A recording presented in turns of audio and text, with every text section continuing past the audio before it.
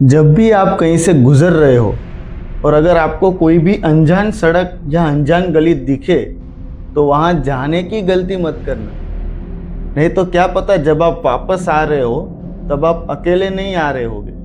हो सकता है कोई आपके साथ भी आ जाए। स्नेहल ना काफ़ी होनहार, टैलेंटेड और डिसिप्लिन लड़की थी। स्नेहल ना अभी हाल ही में उसने अपनी कॉलेज ख़त्म की थी और उसने एक हाईटेक कंपनी में जॉब के लिए अप्लाई भी किया था और बहुत ही जल्दी उसकी जिस कंपनी में उसने अप्लाई किया था वहाँ से ज्वाइनिंग लेटर भी आ जाता है। स्नेहल बहुत खुश थी, लेकिन वो एक ही साइड उदास भी हो गई क्योंकि उसकी जो कंपनी थी ना वो दूसरे शहर में थी। मतलब अब उसको काम के लिए घर छोड़ के जाना पड़ेगा। अब होता यह है कि जिस शहर में वो कंपनी होती है वहाँ पे स्नेहल के मामा का घर भी होता है। तो उसके मामा ने कहा कि हमारे घर पे रह लो, हमारे घर से अपनी ऑफिस तक अप डाउन करते रहना। लेकिन स्नेहल यहाँ पे किसी पे बोझ नहीं बनना चाहती थी। इस वजह से स्नेहल ने उसी शहर में जहाँ पे उसकी कंपनी थी उसी शहर में एक गर्ल्स पीजी में कमरा रेंट पे ले लिया। अब होता क्या है कि इसे किस्मत बोलो या इत्तेफाक, जो कमरा ना स्नेहल को अलॉट हुआ था उस कमरे में पहले से ही दो लड़कियां रह रही थी। अब वो दो लड़कियां स्नेहल की दोस्त ही निकली, उसकी कॉलेज फ्रेंड थी। स्नेहल बहुत ज़्यादा खुश हो चुकी थी क्योंकि अब उसे यहाँ पे कोई भी चीज़ की दिक्कत नहीं होगी क्योंकि उसकी जो दो सहेलियाँ पहले से वहीं पे रह रही थी और अब स्नेहल भी उनके साथ रहेगी उसी पीजी में। स्नेहल यहाँ पे अपने कंपनी में जॉब स्टार्ट कर देती है। पहला महीना बहुत ही ज़्यादा अच्छे से जाता है। अब पहला महीना उसका डे शिफ्ट होता है और एक महीना नाइट शिफ्ट। अब उसकी नाइट शिफ्ट चालू होने वाली थी। अब जो कि उसकी नाइट शिफ्ट जैसे ही चालू हुई, पहला दिन सही जाता है, दूसरा दिन सही जाता है, तीसरे दिन ना जब स्नेहल रात को अपने ऑफिस जा रही थी कंपनी में, तब उसे रास्ते में ना एक अनजान सी गली या यूँ बोलो कि सड़क दिखाई दी। स्नेहल यहाँ पे बहुत ज़्यादा कंफ्यूज हो जाती है क्योंकि उसे पता है वो इसी रास्ते से ना एक महीने से अपने ऑफिस आया और जाया करती है। तब तो उसे ये सड़क या ये गली दिखी नहीं, तो अब कैसे? स्नेहल ने इस बात को ना रोज़ नोटिस किया। फिर एक बार इसने ये वाली बात ना अपनी दोनों सहेलियों को बताई। उसकी दोनों सहेलियों ने उसकी बात को मजाक में लिया। उसने बोला कि तुझे शायद कोई वहम हुआ होगा, तू रात को वो सड़क से जाती है, वहां पे कोई स्ट्रीट लाइट नहीं होती उतनी। तब स्नेहल ने कहा कि नहीं, मैंने देखा ही है ये सड़क। तब उन तीनों ने डिसाइड किया कि एक काम करते हैं, कल संडे है तो आज रात को ना हम लोग उसी रास्ते से जाते हैं और इसी बहाने नाइट आउट भी हो जाएगा। अब ये तीनों ना रात को डिनर करके रेडी हो जाती है। करीब रात के 10 बजे थे। ये तीनों की तीनों अपनी स्कूटी स्टार्ट करती है और निकल पड़ती है। अब पूरे रास्ते ये लोग देखते देखते वो सड़क वो गली कहीं दिखाई नहीं देती। स्नेहल की ऑफिस आ जाती है, जो कंपनी है वो आ जाती है, लेकिन वो गली उनको दिखाई नहीं दी। तब स्नेहल की दोनों सहेलियां बोलती है कि हमने तुझसे कहा था, तुझे ना कुछ ऐसा वहम हुआ होगा या इल्यूजन बोलते हैं ना, वैसा कुछ हुआ होगा। अब वो तीनों ना रिटर्न अपने पीजी पे ही आ रहे थे ना, तभी अचानक स्नेहल ने अपनी गाड़ी की ब्रेक मारी और बोला कि देखो वो रही, इशारा करके बोला कि देखो वो रही। स्नेहल की दोनों सहेलियां वो गली को देख के ना चौंक जाती है कि हाँ, गली है तो सही, सड़क है तो सही, लेकिन इससे पहले हमें भी क्यों नहीं दिखी, क्योंकि हम भी तो इसी रास्ते से आते और जाते। इन तीनों ने अंदर जाने का सोचा। जब ये तीनों अंदर जा रही थी ना, तो अचानक एक बूढ़े दादाजी अचानक लकड़ी लेकर इनके सामने आ जाते और इनको रोककर बोलते कि रुको बेटा, कहाँ जा रही हो? तब उन तीनों ने बोला कि हम अंदर जा रहे हैं, थोड़ा ही यूं जाके आ जाएंगे।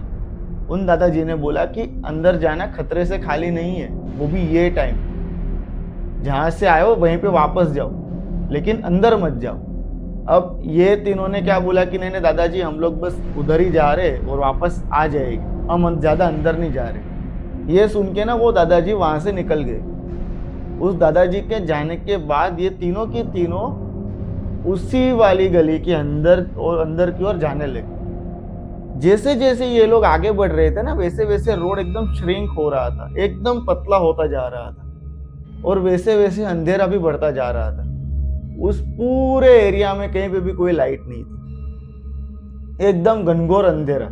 सिर्फ इनकी गाड़ी की आवाज थी, जो स्कूटी की आवाज होती है इंजन की, वो आवाज थी और उनकी हेडलाइट की रोशनी, बस, और कुछ नहीं था। एक टाइम के बाद इनकी स्कूटी बंद पड़ जाती है। ये तीनों नीचे उतरती है, बहुत ट्राई करती है, लेकिन स्कूटी स्टार्ट नहीं होती। इनके फोन में नेटवर्क भी नहीं होता है। ये तीनों ना थोड़ी घबरा जाती है कि अब करे क्या, अनजान जगह है, इतना अंधेरा है, फोन में नेटवर्क नहीं, गाड़ी बंद पड़ गई, अब वापस जाएंगे कैसे। इतने में ना इन्होंने एक चीज नोटिस की, इनकी गाड़ी की जो हेडलाइट की रोशनी है ना, वो सामने की ओर है ना, और एक छोटा सा ना पुलिया बना हुआ था, पुल। तो उसी पुल पर उनके गाड़ी की रोशनी जा रही थी और उस पुल के ऊपर ना कोई शैडो टाइप कोई बैठा हुआ था, कोई आदमी बैठा हुआ था। इन्होंने सोचा कि उनके पास जाते और मदद मांगते, शायद कुछ मदद मिल जाए। ये लोग जैसे ही उसके पास जाते, वैसे ही पता नहीं कहां से ना एकदम से धुआं उठता है, बहुत ज्यादा। और जैसे ही वो धुआं हटा, वैसे ही वो पुल पर से वो जो आदमी था वो गायब। इतने में स्नेहल की एक दोस्त बोलती है कि रुको, हम लोग वापस चले जाते हैं, गाड़ी के पास रह के इंतजार करते हैं, अगर स्टार्ट नहीं होगी तो कुछ और सोचेंगे, लेकिन जाते नहीं क्योंकि मुझे कुछ अच्छा नहीं लग रहा है। अब यहाँ पे स्नेहल और उसकी दूसरी सहेली जिद पे अड़ जाती है कि आखिर वो आदमी गया कहाँ। वो लोग जाते तो कोई होता नहीं है, लेकिन जैसे रिटर्न आते वैसे ही उसी पुल के नीचे से ना हंसने की आवाज आती है, जैसे कोई हंस रहा हो, खेल रहा हो।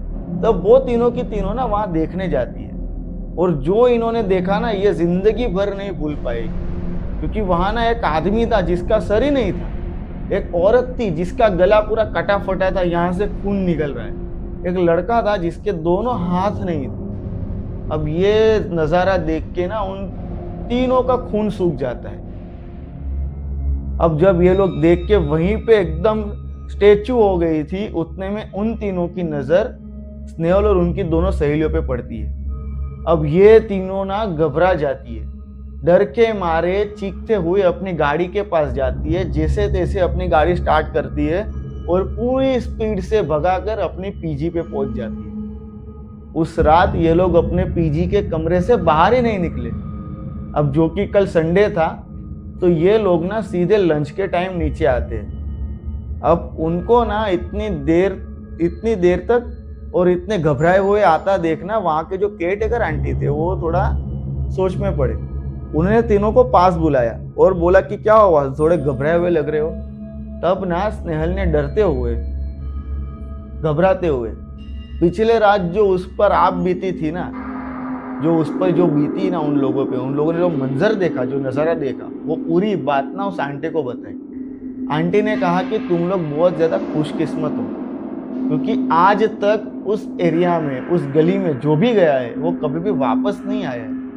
तब आंटी ने पूरी कहानी बताई कि वो ज़मीन ना किसी लालची बिल्डर की नज़र में आ गई थी। उस लालची बिल्डर ने सिर्फ उस थोड़ी सी ज़मीन के लिए उस पूरे परिवार को बहुत ही बेरहमी से मार डाला था। और उस दिन के बाद ना उस जगह पर उनकी आत्माएं भटकती है, उस पूरे एरिया को उसकी आत्माएं हॉन्ट करती है। लेकिन तुम लोग खुशकिस्मत हो कि तुम्हें कुछ नहीं हुआ, और आज के बाद कभी भी उस जगह जाना मत, और अगर दिखे तो वहां देखना भी मत। अब इन तीनों ने ये चीज तय कर ली थी कि आज के बाद ना हम उस रास्ते से ही नहीं जाएंगे, कोई दूसरा रास्ता ढूंढेंगे। अगर रास्ता नहीं मिलता तो उसी रास्ते से जाएंगे, लेकिन कभी भी उस गली के साइड नहीं देखेंगे। अब ये सब बातें हो ही रही थी कि उतने में रात होती है। अब रात होते ही ये तीनों लड़कियां अपने अपने कमरे में सो रही थी। इन तीनों को ना महसूस होता है कि जैसे इनके बेड के नीचे ना कोई खेल रहा हो, कोई बातें कर रहा हो। ये तीनों ना डरते हुए, घबराते हुए, पिछली रात जो हुआ था वो सब उनको याद आया, और डरते हुए ना नीचे देखते, नीचे कोई नहीं होता है। तो ये लोग क्या सोचते हैं कि अभी भी वो डरी हुई है ना, इसलिए इनके वहम हो रहा है। ये तीनों की तीनों सो जाती है। अब जब ये तीनों सुबह उठती है ना, तब नज़ारा एकदम देखने लायक था, क्योंकि इनके सामने की दीवार पर लिखा हुआ था, वो भी खून से, कि अब हम 3 नहीं, अब हम 4 हैं।